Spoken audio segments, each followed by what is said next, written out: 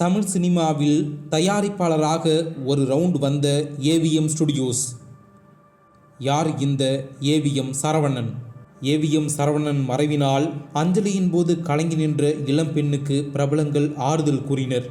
அந்த பெண் யார் தெரியுமா? இவர்தான் ஏவிஎம் ஸ்டுடியோஸின் எதிர்கால நம்பிக்கையா? பல ஆச்சரிய தகவலை இந்த வீடியோவில் பார்க்கலாம். வெள்ளை உடை, கை கட்டி கொண்டு பணிவோடு இருக்கும் தோற்றம், கனிவான பேச்சு என தனித்த அடையாளத்துடன் திரைத்துறையில் இந்த நம்பிக்கையை கட்டி எழுப்பியவர் ஏவிஎம் சரவணன். சிறு வயதில் தான் அவ்வளவாக சினிமா பார்க்க மாட்டேன் என்று கூறிய இவர்தான் தமிழ் சினிமாவில் பல வெற்றி படங்களை தயாரித்து ரஜினி, கமல் உள்ளிட்ட உச்ச நடிகர்களின் முன்னேற்றத்திற்கு வித்திட்டவர்.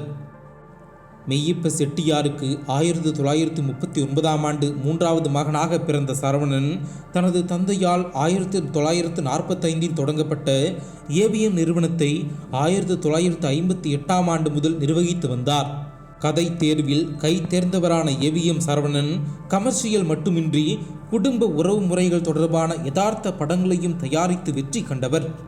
ரஜினி, கமல் முதல் சூர்யா வரை பலர் நடித்த பல வெற்றி படங்களை ஏவிஎம் சரவணன் தயாரித்தார்.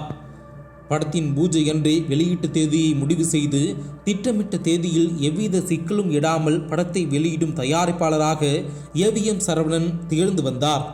திரைப்பட தயாரிப்பாளராக மட்டுமின்றி இந்திய திரைப்பட கூட்டமைப்பின் தலைவர், அகில உலக திரைப்பட தயாரிப்பாளர் சங்கத்தின் துணைத் தலைவர், தமிழ்நாடு சுற்றுலா வாரியத்தின் பண்பாட்டு கழக இயக்குனர் ஆகிய பொறுப்புகளையும் ஏவிஎம் சரவணன் வகித்து வந்தார். உடல்நலக் குறைவால் அவர் உயிரிழந்தாலும் ஏவிஎம் என்ற பிராண்ட் மூலம் சரவணனின் புகழ் திரைத்துறையில் என்றென்றும் நிலைத்து நிற்கும் என்பதில் எந்த சந்தேகமும் இல்லை. அதனை முன்னெடுத்து செல்லும் ஏவிஎம் ஸ்டுடியோஸின் எதிர்கால நம்பிக்கையாக உருவெடுத்திருப்பவர்தான் இந்த பெண். இவர் பெயர் அருணா குகன், ஏவிஎம் சரவணனின் பேத்தி.